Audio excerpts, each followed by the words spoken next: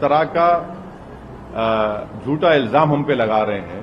مہاتما گاندھی نے کیا کہا تھا فلسطین کے بارے میں؟ مہاتما گاندھی نے یہ کہا تھا کہ یہ عربوں کی زمین ہے. جس طرح انگریز کو انگلینڈ سے وہاں زمین ان کا ملک ہے، وطن ہے، جس طرح فرانس کے لوگوں کا فرینچ لوگوں کا فرانس ہے، اس طرح عربوں کے لیے فلسطین ہے. یہ مہاتما گاندھی نے کہا تھا. کیا ہم نے سالیڈیرٹی کا سٹیمپ نہیں ایشو کیا تھا؟ اور یہ بات بالکل صحیح ہے. کانگریس کے ہی سرکار میں اسرائیل سے تعلقات بہت اچھے ہوئے. یہ کانگریس نے کیا تھا. یہ تو اب جب وہاں پر ہم سالیڈیرٹی ان سے اور ہمارے موجودہ وزیر اعظم نے تو لیٹر لکھا اور پھر ایم ای اے کا اسپوکس پرسن بول دیا کہ this government stands in solidarity with Palestinian and we are for independent Palestinian state. میں تو وہی بات کر رہا ہوں. میں یہ کہہ رہا ہوں کہ آسلو ایگریمنٹ جو ہوا تھا اس میں کہا گیا تھا کہ 5 سال میں ایک انڈیپینڈنٹ فلسطین ایک ملک بنے گا. 5 سال جا کے 30 سال ہو گئے. سشما سوراج جب وہاں گئی تھی اسرائیل کو تو وہ یہاں گئے تھے، غزہ میں گئے تھے. پھر محمود عباس آئے یہاں پر. تو میں تو وہی بات کر رہا ہوں. اور اسرائیل آکیوپائر ہے اور انٹرنیشنل لا اور وار کرائمز ہے وہاں کی جو سرکار کر رہی ہے کہ آپ غزہ میں جو حملہ کر رہے ہیں کلیکٹو پنشمنٹ انٹرنیشنل کرائم ہے. یہ آپ بتائیے کہ 6 دن میں آپ نے 6000 بم برسا دیے،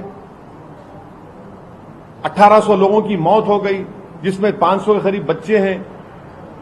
کلیکٹو پنشمنٹ دیا جا رہا ہے غزہ کے رہنے والوں کو. انٹرنیشنل کرائم ہے. یہ ہم اپنے سرکار سے، اپنے پرائم منسٹر سے یہ ڈیمانڈ کر رہے ہیں کہ روکے اس جو کرائم اسرائیل کر رہا ہے، جو زائنسٹ کر رہے ہیں غزہ میں.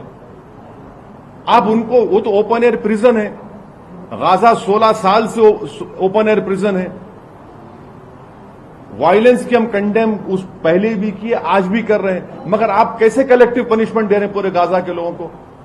آپ پورے اس کو خالی کرنا چاہ رہے ہیں. آپ کہہ رہے ہیں کہ بھائی آپ نارتھ سے نکل کر ساؤتھ میں چلے جاؤ یا ایجپٹ کے ڈیزرٹ میں چلے جاؤ. یہ کیسے ہوگا؟